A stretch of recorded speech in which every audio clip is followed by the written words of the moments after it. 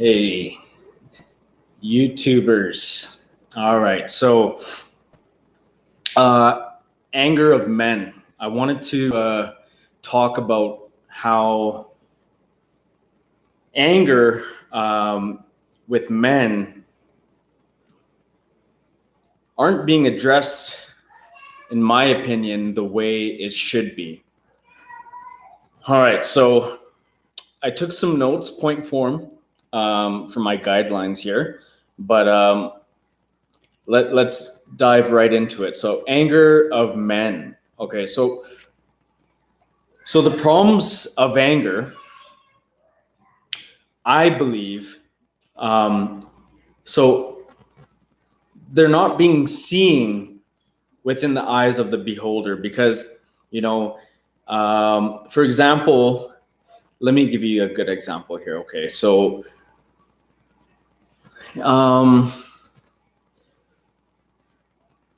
okay, let me get in this meditative state a little bit. Just give me a minute.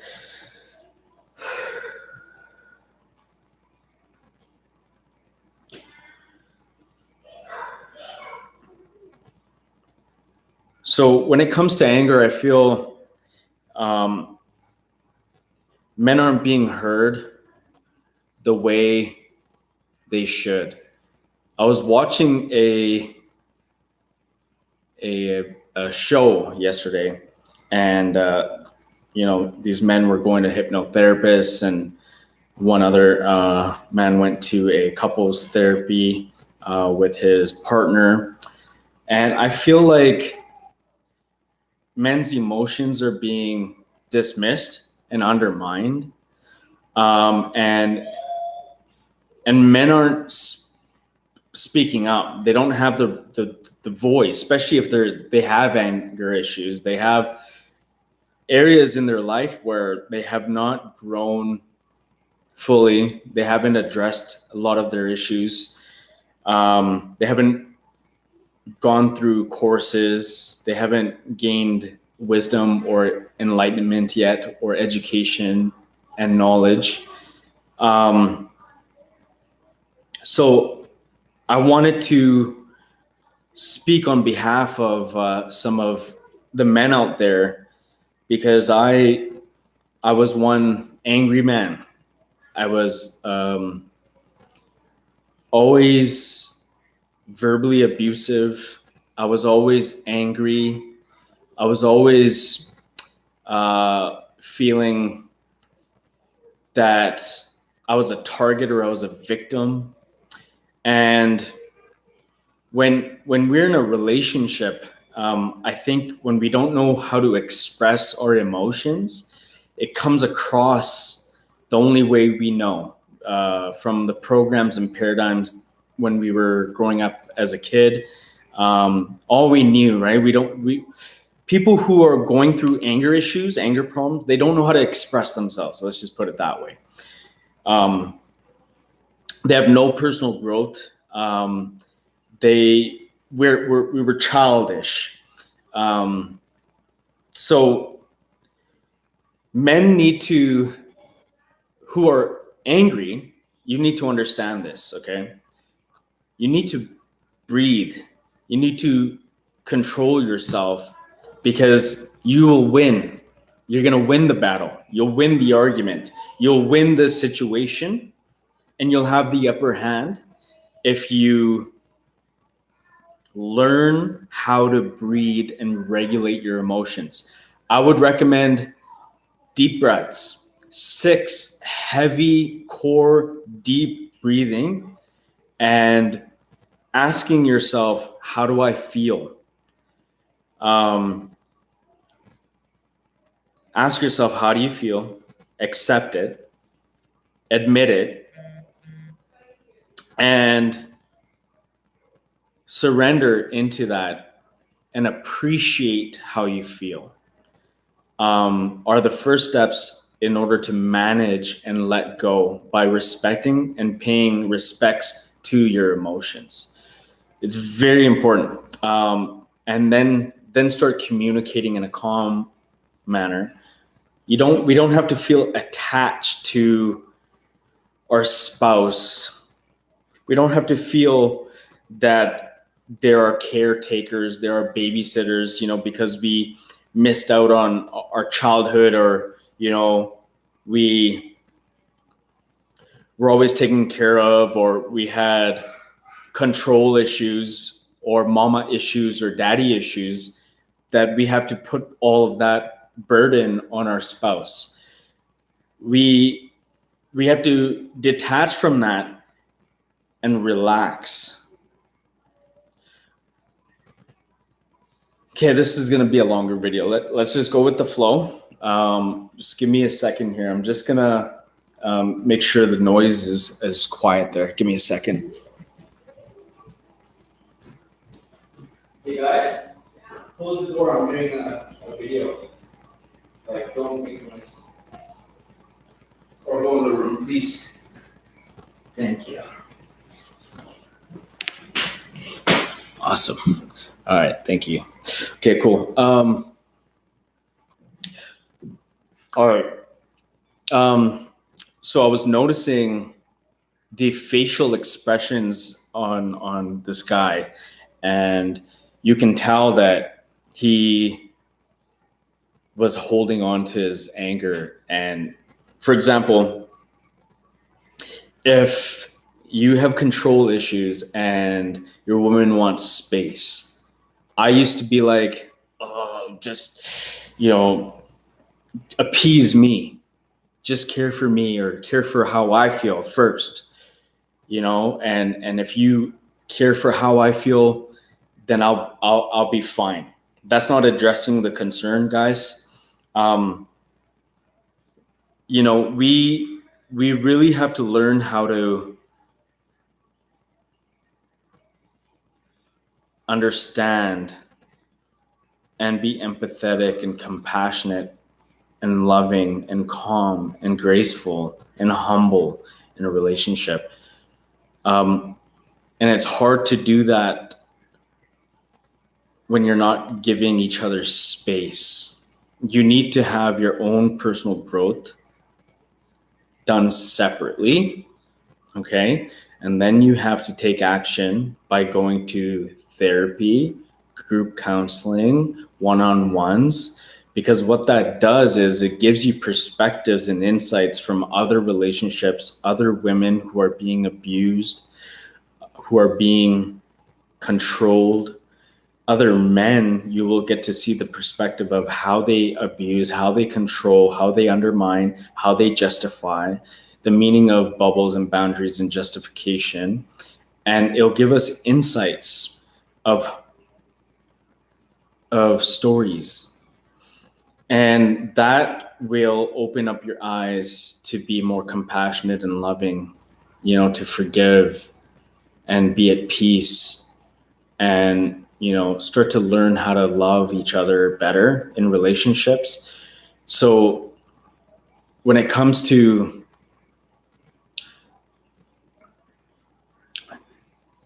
feelings and emotions of a man, okay, so calmness, self-reflection, you need to build your confidence, our self-love, self-esteem. Also, it takes two. So I'm with you on the fact that if let's just say you're in a relationship right now and all you want to be is be heard, and your woman also wants to be heard, and she loves you so much, you guys love each other, but it's not working. You want to break the cycle, and it hurts you to fathom the idea of separation because you want that control. Like, fuck, I love you. Let's just be together. I'll make it work. I love you. I love you. We're going to make it work. Let's just stay together. And look, that's control. You got to understand that you need the personal space. You need to detach. If you guys love each other, that's common sense. You won't separate if you're going to work on yourselves. You don't need that control to stay together and think it's just going to pan out. You need that space, or you both need to go and address your guys' issues. And when it comes to the woman, also needs to understand a man and and where he's coming from, to just surrender.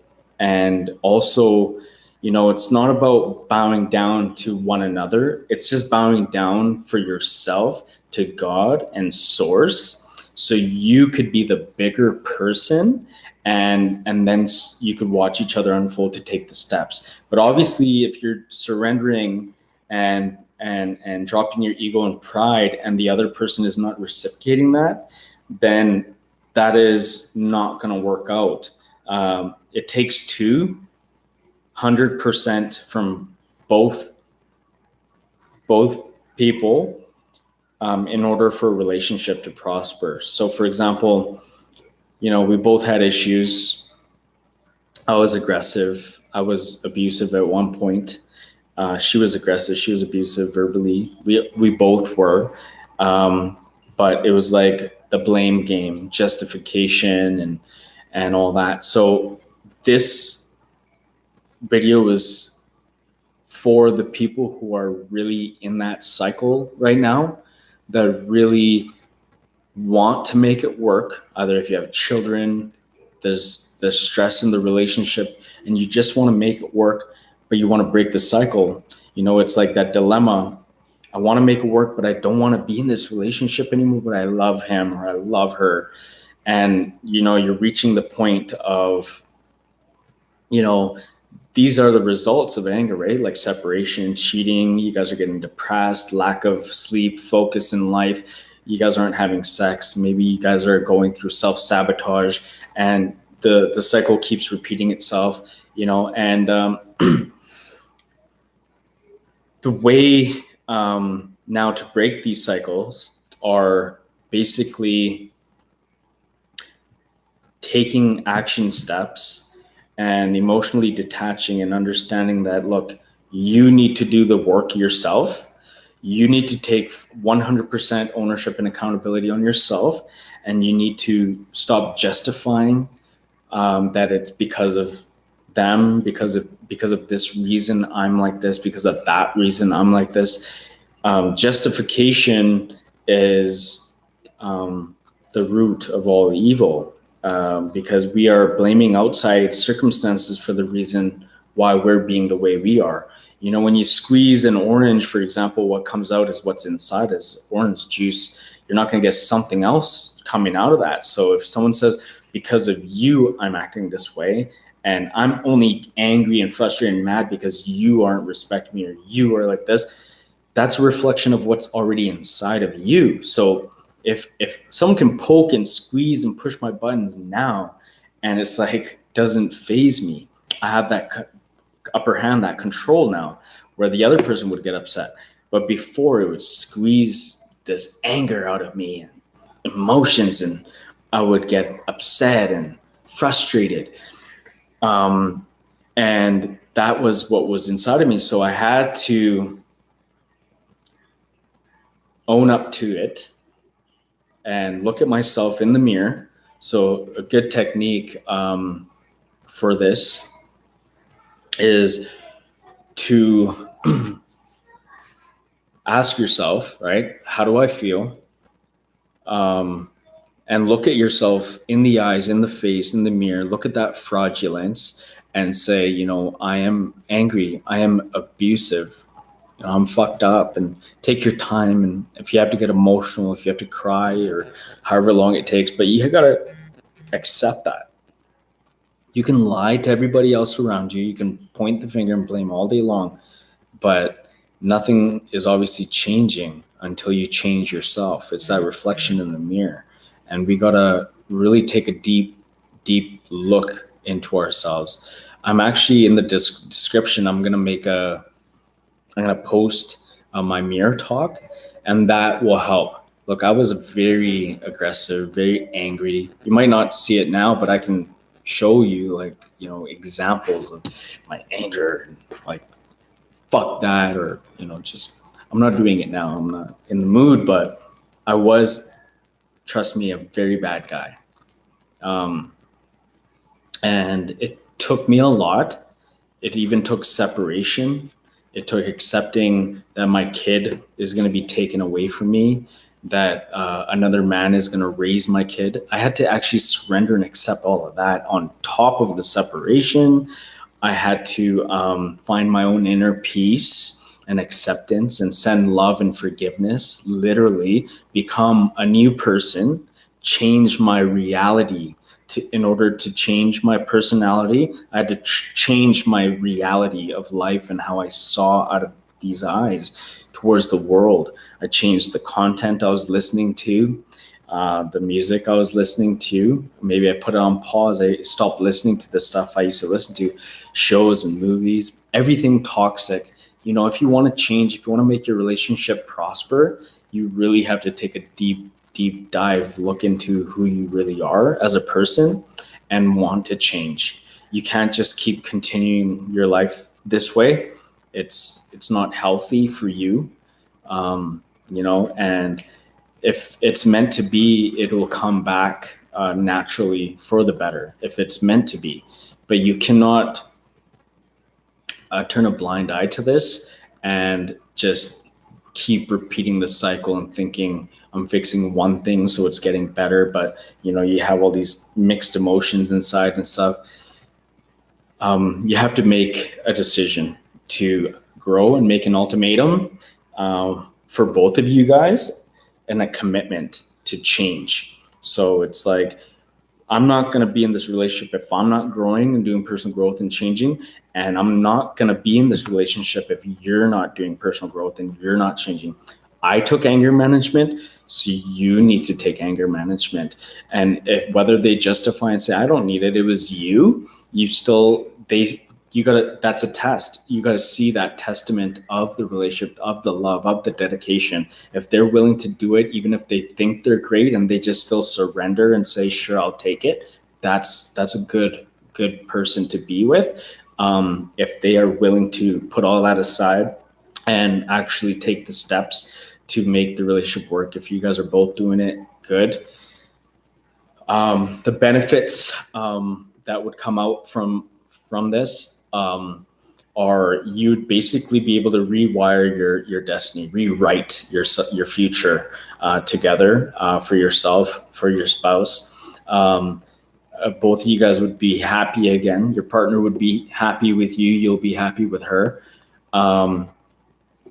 You guys would start growing into true love, because love is unfolding and growing, and you'll start to support each other in better ways. Start understanding about love languages. You would stop searching, you know, for temporary bliss and joy. Those insecurities we have as men, you know, we love our women and we're different as men. We think, you know, cheating is just sex and, you know, having sex and there's nothing attached. Some guys are different. They're a lot more emotional. They can't do that. But some relationships, it's just a physical thing and no like relation attached to sex. And cheating it will fade away. You know, you won't get those tendencies to want to cheat. You'll feel more in harmony and bliss because you're now more content in the relationship. You won't be insecure as a man or a woman. And if you have kids, you'll become better parents, and you'll be able to raise your vibrational frequency because you'll be in more of a harmonious state, and you put the law of attraction into motion. But you know, this video didn't go the way I planned, but I still did it. I stuck through. I don't like following a written out stuff, but I gotta put more bullet points. But basically, I'm noticing in the professional field of coaching and relationship and counseling and psychologists and hypnotherapy, I noticed that, you know, men are being undermined and they are just seeing it for the surface level of, you know, is this a make or break relationship? Are you guys addressing each other? Are you guys listening, talking? But the underlining issues of where the men are suffering, the core issues, their men's feelings obviously aren't going to be heard if the man is angry and doesn't know how to express himself and how to have the upper hand. No one's going to listen to a man. They're going to be looked at as, ugly, nasty, rude, crude, negative people, and no one's going to want to look at them with a bright light. So if there's a man out there listening to this, you got to really settle yourself and hold your composure together. Look, you're not going to fall apart. You're not going to lose yourself by surrendering or holding your peace. If not, you're going to become the bigger person and you're going to get positive results. But as soon as you flare up and you show that anger and that negativity, you fucked up. And there's no coming back from that. You're going to lose that relationship. You can be with your partner, like you guys can prosper. It doesn't have to be a failed relationship. I thought I was going to have that. I've had many failed relationships. But you can rewrite the script. I just wish the best for you guys. Try your best. I'm here for support. I've gone through 2 different courses. I've gone through a 10-week anger management course, one with over 20 men, and I've gone to an anger management course with one with over 20 women. So I've seen the perspectives from both sides. I've seen the perspectives of 20 individual men, their different perspectives, different circumstances. And I've seen the shit that women were going through, and I've seen some of them have issues they're not addressing and fixing. I got to see so many layers. I've been to psychologists, therapists, doctors, hypnotherapy. I've been that person. I've come out of being that person. I've done the work. I've gone through the process. I've paid for courses. I've done all of it. You must be willing and surrendering to do anything in life. If you're not ready to become a better human being, then what's the point? This is only for people who are ready and willing. Guys. And I'm here for women as well. I coach women all the time and men too. And I've helped people who are dealing with anger issues, women who are dealing with anger issues and fraudulence and not being able to surrender their ego or pride, and vice versa, both sides, and lying and affairs and marriage problems and counseling, and been able to help and resolve those issues, because the therapy and counseling and all the weeks and weeks and weeks I've gone is good tools and resources, but until you put it into action, and now I can help you execute the action in a more seamless fashion. You don't have to go to these courses and all these errors and trials and errors and stuff. There's a step, and I can help be that support for anybody out there. I've done it for myself, and we don't want to go back and change the hands in time. We always say that, but we got to be grateful for where we've come out of and be positive and loving for our past, because we wouldn't be who we are today if it wasn't for the failed relationships and all the mistakes we've made.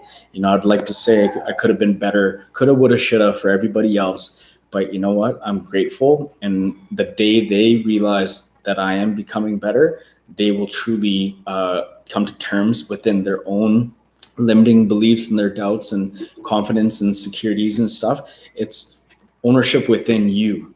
We got to take accountability for ourselves. So have a blessed day and take it easy. Ciao.